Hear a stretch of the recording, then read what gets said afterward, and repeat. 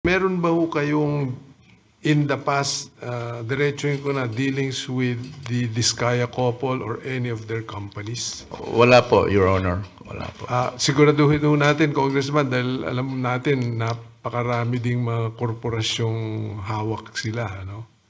Kung tungkol po sa flood control, wala po akong natatandaan kasi bilang congressman po, ang interest ko lang po yung pong mga local projects namin.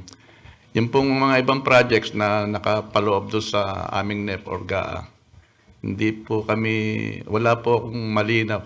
Katunayan nga po, sir, nagulat nga po ako kung bakit ako'y nadawit dito noong pong 2022 hanggang 2025. Hindi po ako nakaupong congressman noon.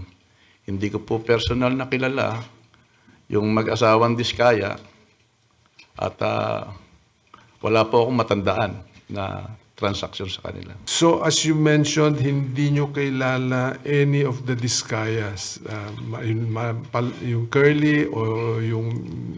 Hindi ko po sila personal nakakilala. Meron ho silang parang binabanggit na kilala ninyo, Alvin Mariano.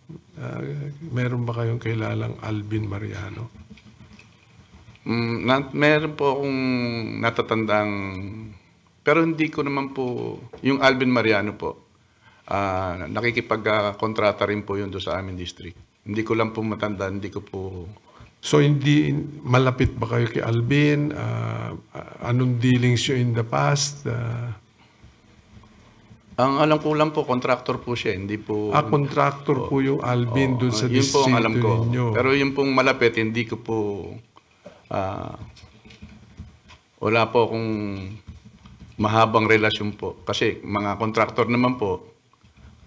Natatandaan nyo ba ho kung anong pangalan ng kumpanya? Hindi ko po matandaan eh. Kasi parang yun ang lumalabas na kausap nila Diskaya at lumalabas parang representing you. Hindi ko po alam yun. Wala po. You have not authorized, in other words, Wala po. May authority ba si Alvin Mariano to represent you? Wala po. Wala.